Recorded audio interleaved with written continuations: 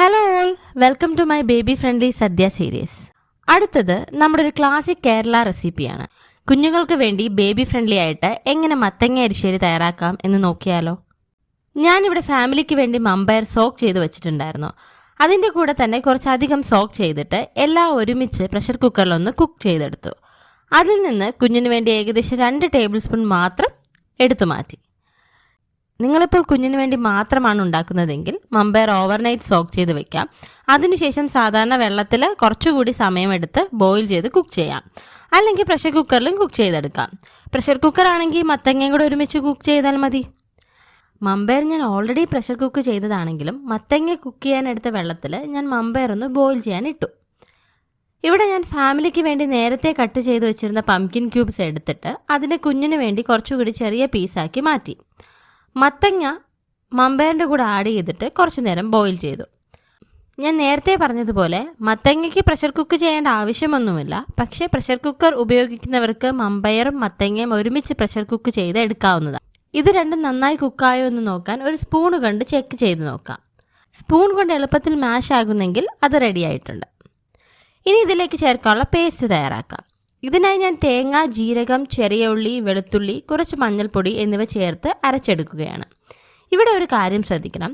എരിശ്ശേരി നിങ്ങൾക്ക് എങ്ങനെയുള്ള കൺസിസ്റ്റൻസി വേണം എന്നതനുസരിച്ചാണ് ഈ പേസ്റ്റ് അരയ്ക്കേണ്ടത്. എരിശ്ശേരി നമുക്ക് 2 രീതിയിൽ ഉപയോഗിക്കാം. വിളമ്പുന്ന കറിയായിട്ടോ ഒഴിച്ചു കറിയായിട്ടോ.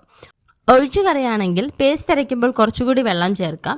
അതേപോലെ ബോയിൽ ചെയ്യുമ്പോൾ അധികം വെള്ളം വറ്റിക്കണ്ട. പക്ഷേ വിളമ്പുന്ന കറിയാണ് വേണ്ടതെങ്കിൽ പേസ്റ്റ് അരയ്ക്കുമ്പോൾ 1-2 ടേബിൾ സ്പൂൺ വെള്ളം മാത്രം ഒഴിച്ചാൽ മതി. അതുമാത്രമല്ല, ബോയിൽ ചെയ്യുമ്പോൾ വെള്ളം നല്ലപോലെ വറ്റിച്ചെടുക്കാം. ഞാനിവിടെ വിളമ്പുന്ന കറിയുടെ കൺസിസ്റ്റൻസിയിലാണ് ഉണ്ടാക്കുന്നത്. ഈ റെഡിയാക്കി വെച്ച പേസ്റ്റ് കുക്കായ മമ്പയറിൻ്റെയും മത്തങ്ങയുടെയും കൂടെ ആഡ് ചെയ്ത് അതിലേക്ക് കുറച്ച് കുരുമുളക് പൊടി ചേർക്കുന്നുണ്ട്. മത്തങ്ങയ്ക്ക് നല്ലൊരു സ്വീറ്റ്നെസ് ഉണ്ടല്ലോ, ആ സ്വീറ്റ്നെസ് ഒന്ന് ബാലൻസ് ചെയ്യാൻ വേണ്ടിയാണ് ഈ കുറച്ച് കുരുമുളക് ഞാൻ ഇടുന്നത്. കുരുമുളക് കുട്ടിക്ക് ഇതിനകം ഇൻട്രൊഡ്യൂസ് ചെയ്തിട്ടുണ്ടെങ്കിൽ മാത്രം കുഞ്ഞിൻ്റെ പ്രായത്തിനും ഫുഡ് സ്റ്റേജിനും അനുസരിച്ച് ചെറിയൊരു അളവിൽ ചേർത്താൽ മതി. ഇനി കുറച്ച് കറിവേപ്പില കൂടി ചേർത്തിട്ട് എല്ലാം നന്നായിട്ടൊന്ന് മിക്സ് ചെയ്ത് ലോ ഫ്ലെയിമിലൊന്ന് സോട്ട് ചെയ്യാം. കൺസിസ്റ്റൻസി കറക്റ്റ് ആകുന്നത് വരെ നമുക്ക് ലോ ഫ്ലെയിമിൽ തന്നെ വയ്ക്കാം. കൺസിസ്റ്റൻസി ഓക്കെ ആയിക്കഴിഞ്ഞാൽ ഫ്ലെയിം ഓഫ് ചെയ്തിട്ട് സെർവ് ചെയ്യാം. എരിശ്ശേരി സദ്യയ്ക്ക് വേണ്ടി മാത്രം ഉണ്ടാക്കുന്ന ഒരു കറിയല്ല. കുഞ്ഞുങ്ങൾക്ക് ചെറിയ അളവിൽ നോർമൽ ഡേയിൽ റൈസിൻ്റെ കൂടെ കൊടുക്കാൻ പറ്റുന്നതാണ്. വിറ്റാമിൻ എ അടങ്ങിയ പംകിനും പ്രോട്ടീൻ അടങ്ങിയ മമ്പയർ ഒരു ബാലൻസ്ഡ് മീലാണ്. ഇനി ഇന്നത്തെ സ്പെഷ്യൽ ടിപ്പ് നോക്കാം.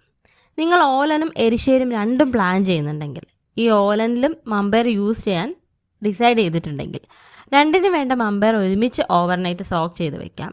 അതേപോലെ ഒരുമിച്ച് പ്രഷർ കുക്ക് ചെയ്ത് പിന്നെ രണ്ടിനും വേണ്ടി മാറ്റിയെടുക്കാം.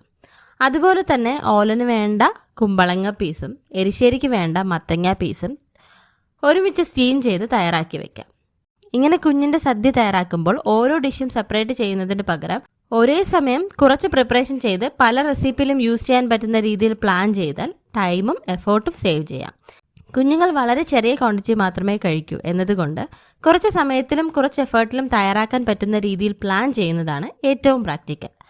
അപ്പോൾ ഇതാണ് നമ്മുടെ ബേബി ഫ്രണ്ട്ലി സദ്യ റെസിപ്പി നമ്പർ 5, മത്തങ്ങ എരിശ്ശേരി. അടുത്ത റെസിപ്പിയുമായിട്ട് ഉടനെ കാണാം.